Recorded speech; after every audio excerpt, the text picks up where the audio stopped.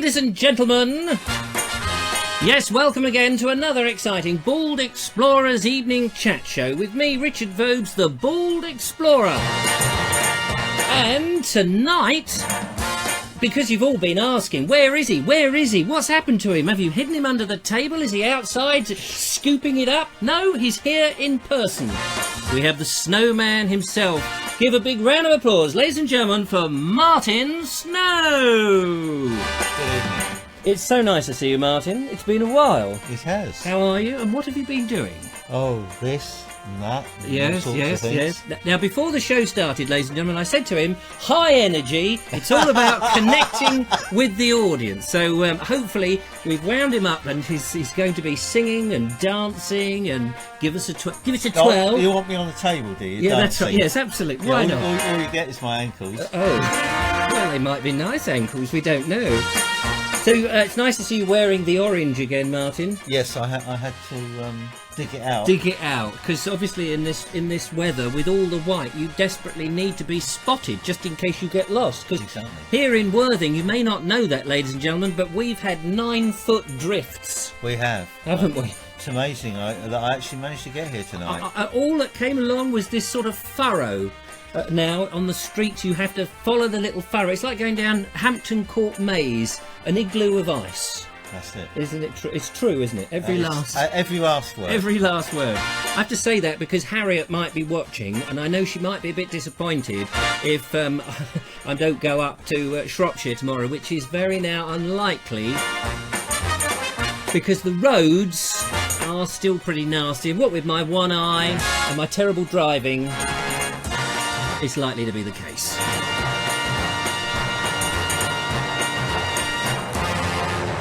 There we go. Marvellous, marvellous. Well, shall we see if there's anybody actually out there? Yes, that would be watching. That would be interesting. That would be interesting. So we're just going to have a quick gander. Them off. Here they are. Look, they're all there. All the lovely people. There's Jane. There's Cynthia. There's Malcolm. There's Debbie. There's Simon. There's Paul and Dave and Neil and Matthew. They're all there. Look at them, and they come every night. And now they're so excited to see you, Martin Snow. And hopefully, snow is not a bad word still at the moment, especially for those people who've been trapped in a car for like 12 hours. Have you heard all those stories on the news? What do you mean? Have you not listened to the news, dear boy? I get upset watching the news. Oh, you get upset, do you? Yeah. Oh, well, people have been trapped in their cars. People have had people who are in their cars. Yeah. Up on the M8. I mean, up near Scotland and stuff. Oh well. Well, hang on, and they were going along. They were being advised not to go in their cars. They've got in their cars. They've driven along, and they've got stuck. So people have gone out with hot soup and drinks and all that to rescue them and make sure they're all right. And they've got stuck. Trains. Oh, we shouldn't laugh, should we? Trains. I think this was in Essex somewhere or in Kent. Trains were stuck on the line last night. I was hearing this morning. What, frozen to the rails? They couldn't move, and they couldn't put juice through to the electric. They couldn't get electric to the train, so the lights went out. And the heating, no, they had enough electricity to run the lights, but they couldn't run the heating. Wasn't the heating? Oh, right. And they were freezing to bits. It was terrible. Nightmare, ladies and gentlemen. So, that's why I've been hibernating. But some of our viewers have been out and about. And I'm going to show you some of their lovely pictures, because instead of being like me, a scaredy cat, hiding in my little back room here, preparing the show, ladies and gentlemen, preparing and warming up Martin's seat, if that's not a dodgy way of saying things. They've been out and about braving the... Mind you, to be honest with you, we haven't really got much snow here at all, have we, if we're honest? Shh. And I was... Well, we've had more than... We normally have. Yes, well, that's very true. We've had a smattering. And I did think about going out, ladies and gentlemen. I did think about going out and doing a report. And the snow was like trying to snow. And I thought, it's got to really snow... Because if I go out and go, here am I, Richard Vobes, out in the snow, braving it just for you, you're all going to go, that ain't snow. Come and have a look at what we've got. And I know that down here by the coast, we've had it quite lucky. It's cold. Oh, it's Siberian weather here. Siberian! Those Siberian tigers have been leaping over, haven't they, Martin? Yeah, I had to drive through them and wind round them as I came down tonight. So we want to know from Martin Snow, what has he been doing in the last few weeks? Because we have missed him, haven't we? We have missed him. So Martin Snow, What have I been doing? what have you been doing? That's a very good question. Yeah. Well, most recently I've been hiding from the snow. Yes. And I've deliberately not gone out. So Yeah. because it's not the idiot things you do, it's what the other drivers do. Well, that's true. But anyway, Yeah. I've been doing quite a bit of book scanning and What does that mean? Book scanning. well, I've got a special scanner for scanning books. Is that legal? Yes, Oh, I if they're out of copyright. Oh, if they're out of course, yes, of course. And yeah, for personal study things. But I think I've been For doing personal study things. yes, Yeah. yes. No, not that sort of. Oh, book, all right. Then I'm just no, delving somebody's into. already done. I mean, no. What I'm told. I thought you had because I was saying to you, I'll pop round for a cup of coffee, and you kept saying, "Oh no, I've got to. I'm going out to a meeting. There's a talk about gravestones, or Well, there's there a was- talk about church tile reconstruction." Or there was talk about curbstone realignment instructions. That's what I there was supposed to be a talk last night, which I invited you to. You did, yes. Which you managed to find an excuse not to I was come. doing the show. I was doing out of common courtesy to my lovely viewers. I was by demand. But they went out. It was in Uckfield. Oh, well, they So I don't- cancelled, did they? They cancelled. Oh well, I was going to go, but if they hadn't cancelled, of course, I wouldn't have made that little fatal error. When I say fatal. Anyway, let's see what you're saying. So Frank Carver's arrived, which is great. Even delivered, he says, which is, I don't know what that means.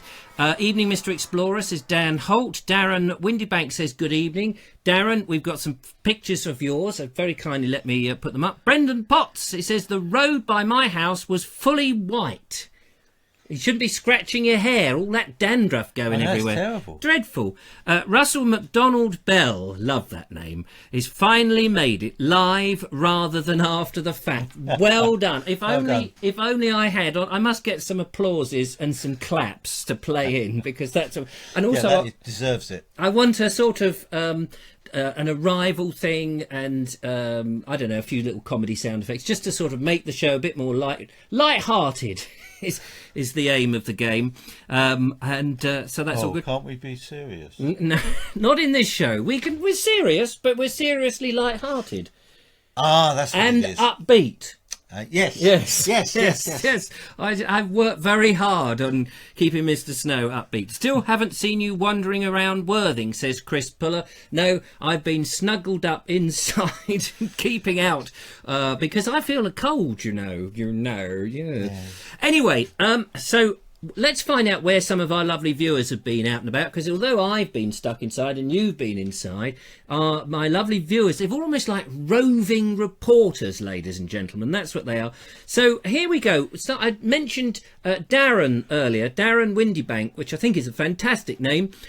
He has been here in a place called Broughton in Hampshire.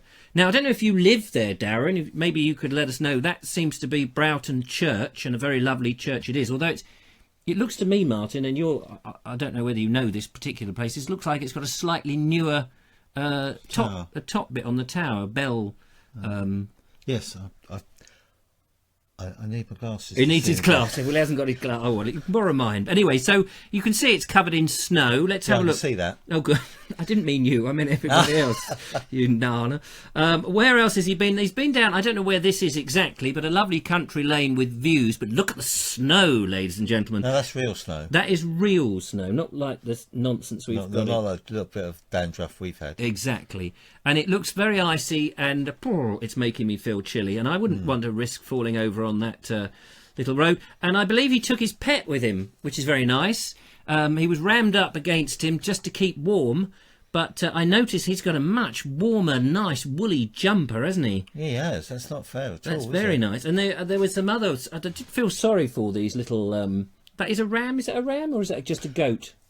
Or is it You haven't got your glasses. How much can you see without your no, glasses? It's an animal. It's a four-legged animal, Martin. I can see the horns. Yes. Which probably mean it's a male. Right. Yeah. And it could be a sheep's. A sheep's horn. What's the difference between a ram and a sheep? Well, a sheep is the. It's a female, is it? No, a ewe. Oh, a ewe. Oh, yeah, ewe. Not you. A ewe. No, oh, a ewe. A ewe. A ewe, over here. And bring that tree with you. A sheep is the collective name for all of them. For all of them. Oh, I see. And so a ram is a separate thing. Is the male. Is the male, and a ewe is a female. Yeah. Oh, so I'll ram you. Yeah, well, the ram goes into the field and says, You. I'll ram you, all right. Hey, let's not go there. I guess, anyway, thank you, Darren, for your pictures. It's very good. You can see some more pictures, by the way, in the Bald Explorers group. And if you're not a member of the Bald Explorers group, may I recommend becoming a member of the Bald Explorers group? That's a mouthful. May I? I may. It's great because other people can post and they can keep up to date. And Brendan Potts has put a whole load of potty windmills in there, which is fantastic. It's all good. And we get nice bits of conversation. Also, good old Justin Hall has been out, just braving everything.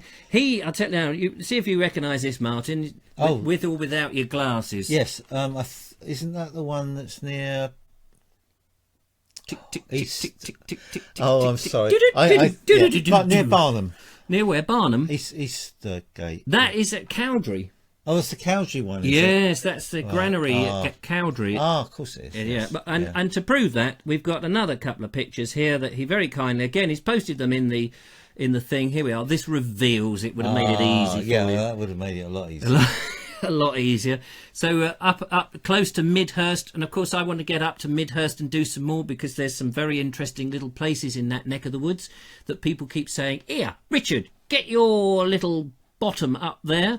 And finally, there's this is looking up towards the High Street, I think, and Midhurst. It's all pretty snowy and pretty wet and pretty grim, and I dare say it's going to be like that tomorrow. So thank you very much. Do feel free to put your pictures and any bits of information. If you want to share anything on the show, then that would be great. So there we are. By the way, if you're watching on YouTube, we've got a little special announcement. Well, I have anyway. A lovely announcement that Simon Brown alerted me, and somebody, Brendan, I think, also alerted me. If you're on Facebook, this will mean nothing to you because I dare say you don't go to the other side. But down there on the lovely YouTube, who always get the show a little bit later than normal because they get the not pre-recorded because they can't have the pre-recorded, the after-recorded, Post-recorded. Post-recorded. Yes. They get the post-recorded. Not the GPO. No, they don't get their... No, it's not recorded post. It's special delivery and all of that nonsense. It's... what was the announcement? Oh, 1,500. We have passed over 1,500 subscribers on YouTube. Woohoo! So I do feel I should try and do a YouTube live show as well because I think that's a different audience and they may appreciate it. So if you're on YouTube...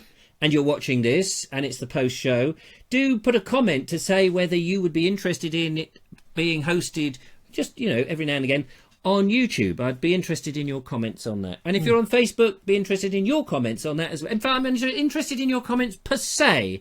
But at the moment, I'm more interested to find out what Martin Snow has brought with him to the show. This is a little moment where we have a little reveal. So, Martin... he always comes with something interesting.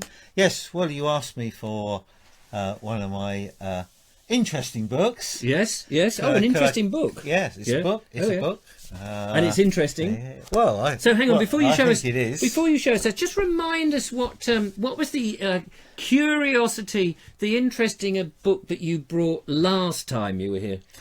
That was Soviet bus stops. Yeah, of course. And everyone has got a copy of Soviet bus stops. Well, I hope they have now. Yeah, of course. Well, that's right. And isn't there a second volume? And there is indeed a second volume. Yeah, so I did actually say and if enough of you go out and buy 1 and 2. I'm sure they'll do a third one. There'll be a third volume before you know it. God, blimey, your coffee tables will not be big enough. So, Martin, what obscure piece of... Oh, what do you mean obscure? What fascinating... That's better. What fascinating piece of obscurity have you brought today? I have brought Yes. with me a recent acquisition called the Red Atlas. The Red Atlas. Oh, and here it is. It's only got a little bit of red on it. Yeah. It's not. It's not called red because of the cover. Right. Let's have a closer look at that. There we go.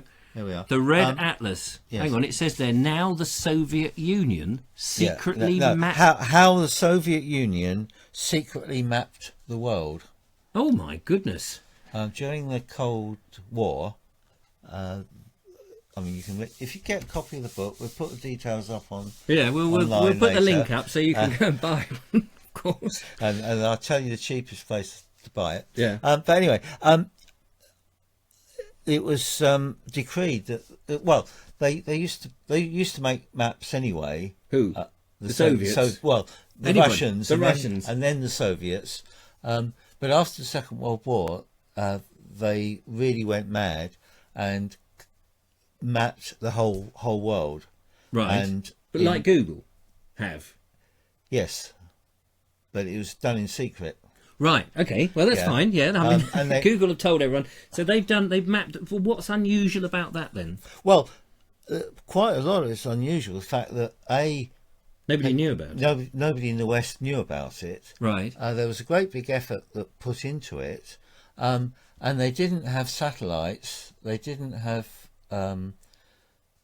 access to aeroplanes to fly over Right. and take the photographs. Okay.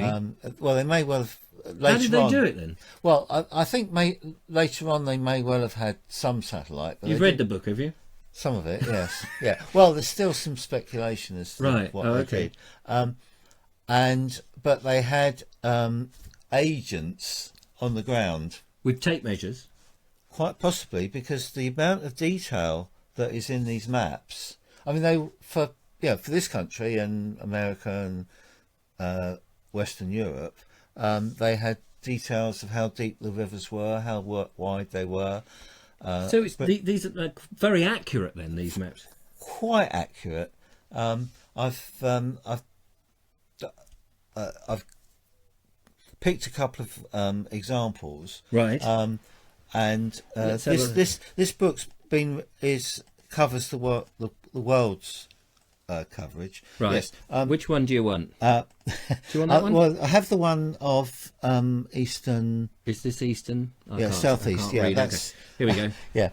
That one apparently was actually passed over to the Polish. Where is that? What are we looking at? Well, we're looking at London on the left-hand side. Oh, I see. I thought this was a piece of the Soviets somewhere in No, Russia. no. Oh, I see. Of Yeah. course. Oh, I'm with you now. And can you read where it said they've Sufend on well Save. they've got it they've taken it from the local vernacular. Oh, I see. Southend on sea. on sea. Oh, right. What's that one up the top there then? Coolest. Well, it would be Colchester. Oh, Colchester. That's Colchester. Oh, I see. So they think that's in English. What time? When did they do this? Did you say after the Second World War? Well, these are after the Second World War, right up until the early 1990s. Gosh. Oh, okay. And they were. And for what purpose? Why? Why were they doing it? Well, it was so that when they send the invaded, nuclears off, is it? well, no, so that when they arrived, when they invaded, Yeah. their They knew where to go. their tank commanders and everything Oh, knew where they were going. wait, hang on. So it wasn't for the Second World War. This was after the Yeah, Second. it was in the after Cold Second War. In the Cold War, And after the Second World Oh, War. yes, okay. I don't really know too much about the Cold War. So were they planning to invade as well then in the Cold War? Yeah. Don't look at me like I'm a thick. I've just admitted. sorry. I know right, nothing okay. about the Cold War. Well, doesn't seem to be that as famous. I well, just thought it was something to do with more snow. No, I mean the idea was that the great Soviet socialism Yeah. was going to rule the world, Oh, I see. because obviously that's far better than anything we've got over here. Well, quite. and when they've got the maps to prove it. And they got and they did the maps. Oh, okay, fair. Let's have a look at the other map then that you've the other got map. here. The other Now- map. What have we got here? Hang on, I've got to find the blooming thing. It's not that one. This is It's not something that I often say about them. They knew more about our country than we did. This is a sample. On the left-hand side, you've got the Russian map of Chatham, and at the top of there, you can see all the. Is that the detail. Chatham Docks? and Chatham stuff? Docks. Yeah. And you can see the various boat dry docks and so on. Yeah. On the top right-hand side, you've got the Ordnance Survey version. Right. Absolutely nothing there. It's plain as the plane can And be. what? That's a similar date, is it? And that's broadly the same time. And is it that the Ordnance Survey are not showing it because it's more secret? Yes, that's right. So Because they didn't want to tell the Russians. They didn't want the what was Russians there. to know, but the Russians already knew because they had men on the ground. They knew better than we did. Oh, right. That's charming, that is. And what was that? What's that one at the bottom then? Well, that's Just more detail of the same. No, I think that was Plymouth. I Oh, can't okay. quite read it. No, I haven't got glasses on, but No, I think it was Plymouth. he's checking it. He's checking it up, ladies and gentlemen. I don't blame him. Yeah. Malcolm Berry says... Yeah, Devonport in Plymouth. He says, all of your disciples, we have a Russian sub in Stroud that is privately owned, and you can go on board and look around it with permission. It was abandoned in the Medway during the Cold War. It was abandoned. What was it doing in the Medway? Looking at Chatham Docks, no less. Oh, no doubt. I mean, That's amazing. Yeah. Jake has arrived. Why not just buy an OS map in Smith's? Why didn't they buy a map? Well, presumably they did, didn't they? Well, presumably they did. And they've added to it. Yeah, but they've added to it because the OS left out the important bits. Like the clearance under bridges. Yes. They didn't want to get their tank or lorry stuck under the bridges. And we don't note. We don't write that. We don't put that on there. Oh. And we don't put the speed of the river and. And is there reasons that we don't do that, or we just don't think that's of any interest? Well, that's maybe we do now. Well, probably it may well be that our military maps have that Right. on there. Do you think our maps of places like the Soviet Union were anything like as detailed as theirs of ours? I honestly don't know. I think they're probably better than the Soviets would have wanted us to have. Yeah. And of course, with the advent of very high accuracy satellite photography, even better than Google, Yeah. then of course they could produce maps, but you can't tell what the clearance under a bridge is. No. From up there. Or its weight restriction from above. No. So you need men on the ground. You're going to have men on the ground. With little notebooks. That's it. Going, hello, comrade. How high is... I'm not very good at a Russian accent. Don't even try it, Vobes. Don't even try it. How high is this bridge? Steve Pilford says, Facebook will send you a notification to your audience that you're live. Your main forum is Facebook. Plus, people can easily tell, share, and others you're on Facebook. To go on YouTube, you'll have to hope that your Facebook audience will have a link, blah, blah, blah. Yes, that's my worry. Thanks for that, Steve. I do appreciate that. Devonport Dockyard, where most of the famous British warships were built. Devonport Dockyard. Yeah, that was one of the... That's one of the ones in there, is it? Yeah. Oh, that's one of the pictures. That's the one. That's the small one on That bottom was. right. Oh yeah, let's just show you. that again. That's Brendan. Now Brendan, this is a young man, but he is into the Navy, not the Navy Lark, but the Navy ships and stuff. So he knows. I doubt if he's old enough to remember that. No, he won't be. He's only a sprightly young man, and he's hoping to come along and he'd probably be telling me everything about windmills. I'll be just holding the camera and looking like an idiot, like an aged bald twit. But I do that anyway. Actually, I was restraining from making a comment on that. Thanks for that. So that's a very interesting book. So that's just got loads of maps in it and loads of information about how they did it. It's the story, is it? It's yes. I mean, it's got lots of examples, not just of this country, but worldwide. Right. Both of the Soviet versions and of the local mapping ones. Just to show you how and actually clever they were. Yeah. But it also got examples where they got it wrong. Right. Somewhere I was having. So that's quite good. But we must have been. I mean, we must have known that this was happening, or do you? Or don't you think? I don't know. I honestly don't know, because our guys are pretty secret about these things. But they're not going to admit that they didn't know, are they? No. Well. Yeah, that's right. Well, fascinating stuff. So, I want to talk about guidebooks for the rest of the show. So that's an interesting thing. Having a map is a good guide. But whenever you go anywhere, Martin, do you use guidebooks to help you round? A little bit. It depends. Well, there are lots of different guidebooks. Just to remind you, because I know you're not thick or anything, but just to sort of get things going. There are a lot of guidebooks. Here's one, for example, on the National Trust. It's a bit old, and I got it cheap from a second-hand bookshop. And, of course, it's got all lovely pictures and what have you of how country houses and country estates and all that's probably all out of date. I think half of these have now crumbled away. They lost money, and they probably bought a whole load of more. Interesting. It does say it's a revised edition. Yes. I don't know what that means, really. And then I've got, this is the Reader's Digest. Is the Reader's Digest still going? Yeah. They still producing? Because they do produce quite books. Nice things, don't they? And this is a Reader's Digest of Britain. It's got OS maps in it there. And then it's got a whole list of sort of places you can go to. So Llangollen is here. You can go to Llangollen, charming town on the River Dee, hosts... Oh, I can't read that.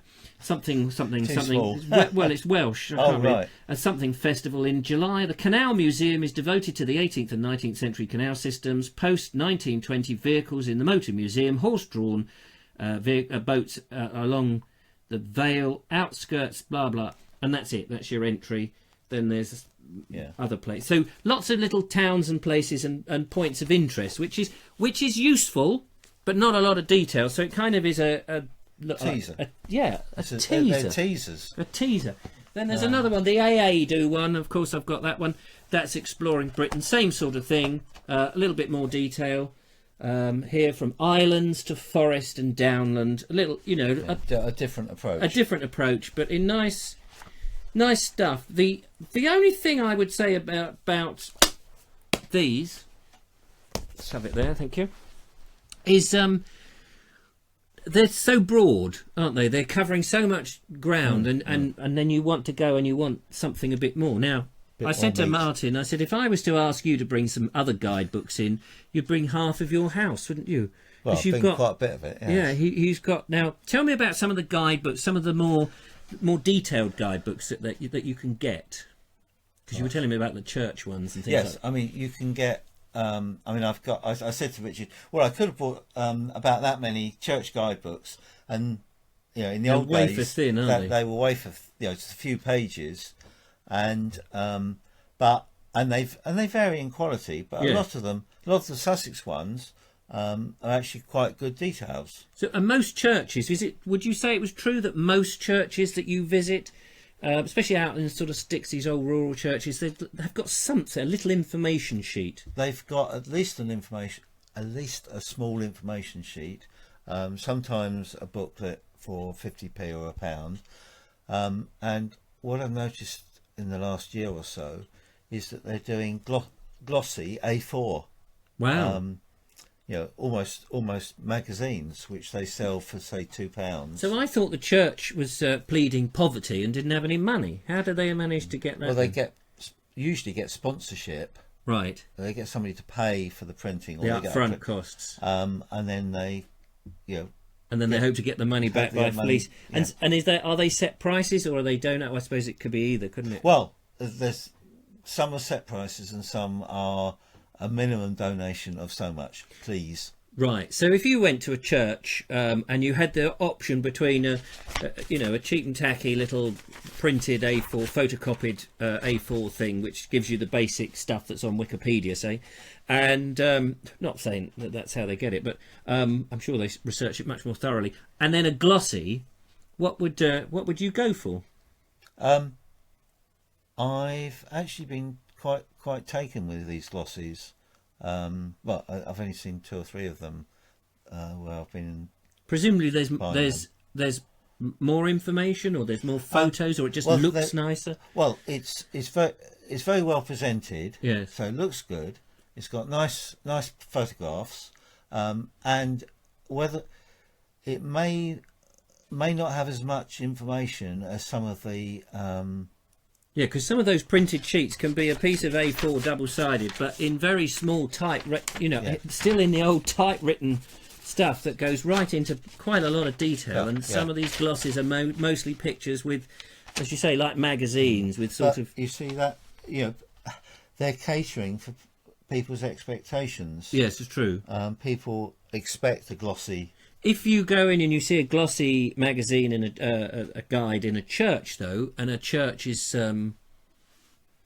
looking a bit ropey, do you think, would that make you feel that, hang on a minute, they've got their priorities wrong? It looks like they spent the money on the guidebook and not on the church. Well, no, because, as I say, they've usually got sponsorship. Yes. So they've not taken the money out of the coffers. And in some cases, the sponsorship is for the entire cost. Right. So every penny you put in is on top. Goes. What to other the building. What other I mean, there's guides for all sorts of things. What guides do you like? Let's try and elicit some response from the lovely viewers out there. Oh, you are so patronising. No, it's true. Charming, that is. They are all lovely. Yeah, you are. You must be. You must be if you watch this show. If you wanted me on it. Yeah, well, that's true. Yeah. So what guides do you do? Do you like guidebooks? I mean, do you find guidebooks useful? Or I very often I like guidebooks as a starting point, and I guess that's with you. But I know you'll go into the detail a lot more than I will. But I do like to find out a bit more information, because often things like where it is on the maps and the back routes and particularly old maps they don't show, because there might have been an old vineyard at the back, which would have been quite interesting to know about for whatever reason, or a Roman villa that's no longer in things. Yeah, all sorts of things which are still on those OS maps. I mean, where would we be without the early OS maps in particular? Yeah, there's so much information. And tithe maps. And tithe maps and estate maps. Something which I didn't say about the Red Atlas. The Red Atlas is, and you're saying old old maps. Yeah. The old maps website, old-maps.co.uk. Yeah. For a lot of areas, there is actually at least one sample Soviet map. Oh, is there? On old maps? Yes. On the old maps website? There isn't one. I haven't been able to find one on there for Worthing, but there is certainly one for Brighton and Shoreham. So if you want to go and compare the two, see what I've been talking about, and you'll know your local area. Yeah, so you better find out where all the red meeting houses are. Because they'll all be on the old maps, and no doubt people are still going there. Let's have a look in the chat room. Glossy sounds good, says Frank Carver. Brendan says, I've always got guidebooks wherever I go. I like the one that has a map of the place, a history section and the modern day section, which is, that's a good point, isn't it? I have used guidebooks when abroad. In South African one was very useful. Yeah, of course, if you go to a foreign country, I think guidebooks are pretty much essential, especially if you're going not on the sort of commercial package holiday stuff. Yes, I mean there are some very good ones. Especially these days with the way the world is, and you never quite know if it's safe to go to somewhere, or whether you've got to take bulletproof bikinis these days when you go on the beach. Mine's boggling now. Yeah, well, you never quite know. So always take an up-to-date guidebook. No point taking those 1930s. But talking about that, they used to put on films on the television programmes, didn't they? Used to love doing this thing, and I always think it's quite good, like the Baedeker guides, and someone would be following a 1930s or a 1940s guide to Britain to see the comparisons to what it was like then and what it was like now. I love that sort of thing. Yeah. Well, Great Railway Trips with what's his face, Portillo. I mean, he's working from what was a guidebook that was well over 100 years old, And endless. I mean, you know, if you get one of those big, thick, old compendiums, there's a word. Yeah. If you get one of those big, thick compendiums, you don't get books like that. You don't get those very frequently, or you can't really afford to buy them anymore. But it's just a gift to a TV or a filmmaker, because you could just take each of those separate little routes and away you go. And of course, people have been very kind and given me some Sussex guidebooks from the 1930s, like Byways of Sussex and Peep Show in Sussex is one, and I can't remember. But, lots of these sort of old things, and you think, yeah, that would be great to go and do that same sort of thing with the Bald Explorer, going back to see what it was like in the 30s and how it's been blighted with bunny hutches, as you like to call them, in this modern age. The urban sprawl. That would be the thing. And of course, you've got all the railway stations, and one of the things that I would love to do, one of the things that, when money is no object, ladies and gentlemen, there are a number of things I'd like to do, and that is to get those old coaching maps, which used to be in a scroll form, didn't they? Yeah. And they showed the route of the coach journey, but it didn't show you anything else. It just had this one road with other roads in the towns on it. But if you looked at that, you'd have no idea where in Britain it was. No. Because you were kind of expected to know, I suppose. But you knew that if you were going, say, from London to Edinburgh on the Great North Road, you would know the different points. York, yeah. York is one, that's true. And St Neots is another. Yes, and up in Cambridge. Durham, many places. So that would be those old coaching routes. I'd love to do. Of course, I'd love to have a coach and horses to go in, and it might take some time, but it would be interesting to see of course, you wouldn't be able to go on the A1M anymore. No, they don't let horses. No, they don't. But as you go up places like the A1, you do see these lovely old, what clearly were coaching inns. So the private house right on the edge of the road, which of course is a nightmare. What you could do is you could put your coach and horses on a low loader. On a low loader, yeah. And then drive at speed. Yes, that's true. Sorry. Yeah, no, it's a good one. What else have we got here? I got Dangerous Book for the Boy, Ultimate Guidebook. Oh yeah, I've seen that. I've never looked inside it. What's in it? That what I'd be interested in that. Martin, says Steve Brazier, what's your favourite colour? Let me guess. Is it magenta? No. Oh, I know. Is it turquoise? It's there is a colour. God, you've caught me now. Yes, it's difficult. It's not even on the tip of my tongue. Is it not? No, it's all over your chest. Russell McDonald Bell says, I have maps too. Oh, gosh, I can't... this is somewhere in Terry Pratchett's world and Tolkien's Middle-earth. Really great, colourful guides. I think that's lovely in books where you do get these maps. So you're reading, particularly these books which are, either in trilogies or in never-ending... series of books, different universes, and different universes with different things. But curiously, a lot of the same principles that we apply to maps still apply in all these different universes. It's strange, that isn't it? Strange, yeah. And it's all in English, isn't it? Yeah, amazing. It's very good. It's very good. My favourite colour, says Jake, is purple. Well, that's very nice. Paul says, I use the Snowman's Home Guidebook.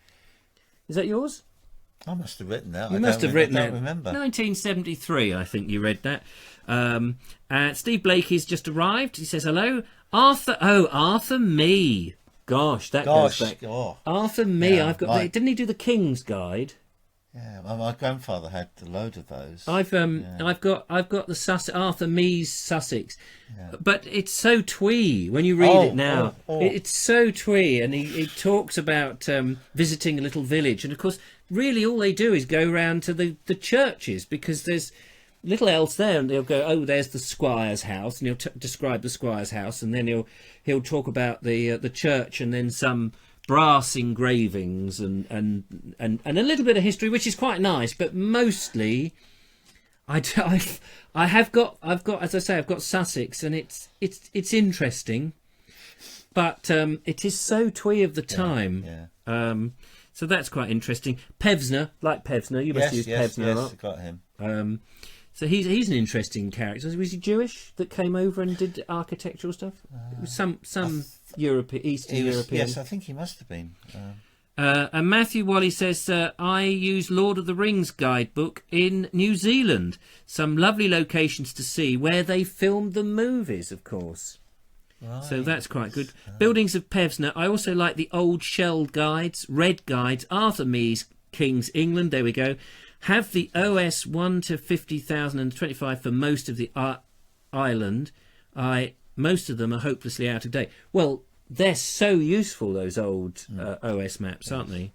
I've acquired a complete set of the first edition of the 50 thou, but I've also got a lot of 1-inch maps as well For all over Britain. all over various places. Wow! So you can look places up. Well, because sometimes it's interesting to see where they've changed the roads, built roads, bypasses. Where there were green fields that are no more, true. shall we say? Yeah, well, that's right. Plenty of green fields that there were no more. So yes, that's fantastic. Wonderful. Well, I just had to see what the time is. There we are. It's 20 minutes to. It's Friday night, ladies and gentlemen, as we record this, and it is still bitterly cold. The fire is still just about lasting. I'm just making sure we haven't got anything else. So let me just tell you, ladies and gentlemen, before we disappear, thanks to Martin and his marvellous red atlas, which we'll put the links up. Hopefully Martin will tell me where you can purchase that from. Hang on a minute, I'm just looking. Don't forget, of course, I do mention this a few times, but it does help. You can become a patron of Vobes. If you become a patron of Vobes, what do you get? What's the benefit of becoming a patron of Vobes?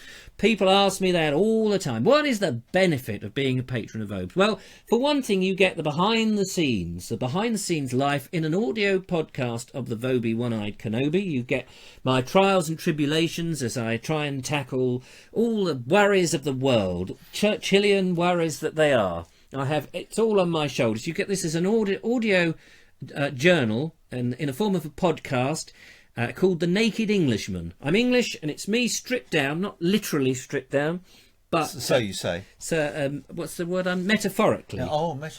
Yes, metaphorically. That explains it. You get that. You also, of course, you get the videos before they go out, so that you get a sneaky peek before anybody else does.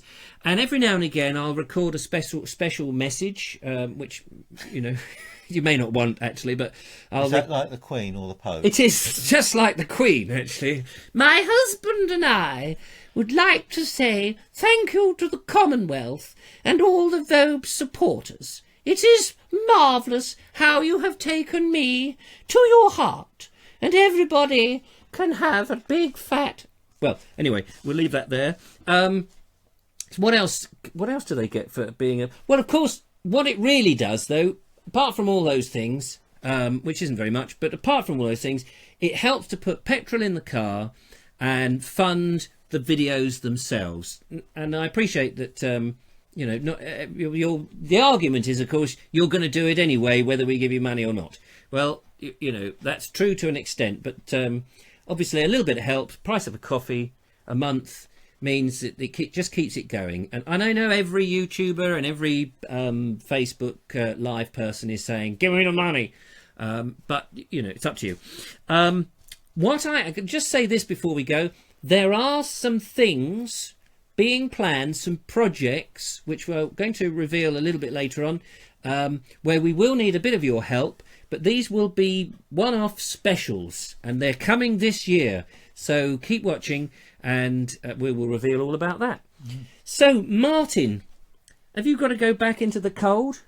No doubt you've got a big, warm, woolly coat to put on that's some strange, dark colour to get you home. I can't imagine that... What have you got there? Is this your... A couple of years ago, I found this orange hoodie. Oh, my, oh, my. But look, it's white on the inside. Yes, it's white on the inside. But it doesn't. But it's not reversible. Perfect for a snowman, then. Exactly. So, yes. Well, ladies and gentlemen, we've got to go. Thank you so much. It's always a joy. We'll just say a quick goodbye to everybody there. I'm going really early tomorrow. Good night, everyone. Good night, Malcolm. And can you make an emoji of yourself? I don't know how you make an emoji of yourself. The Queen is not amused, says Jurgen. Well, I'm sorry about that. Good night, all. Peter Cox says, and what a patron all about. Just missed that bit. Next time. There'll always be another time. I'll bang on about it till I'm blue in the face and everybody else is poor. So that's it. Thank you very much for watching. Until the next time. Oh, I've set two of them off at once. I set two of them off at once. Silly me. Anyway, until the next time, thank you, Martin, for coming in. It's been lovely. It's been lovely to see him, hasn't it? It's been nice. Thank you for asking for me. Yeah, quite. Thanks for asking. And have a good weekend, whatever you do. I'm not planning on doing shows over the weekend. I don't know if I'm going to be collared to go up to Shropshire, but whatever happens, there'll be a show on Monday night. So thank you so much. Have a great weekend. We've enjoyed being with you. Don't forget to get your red atlas. You'll be able to find your way out of Buckingham Palace and other such places. And until we see you again, goodbye! Goodbye! Goodbye! Goodbye.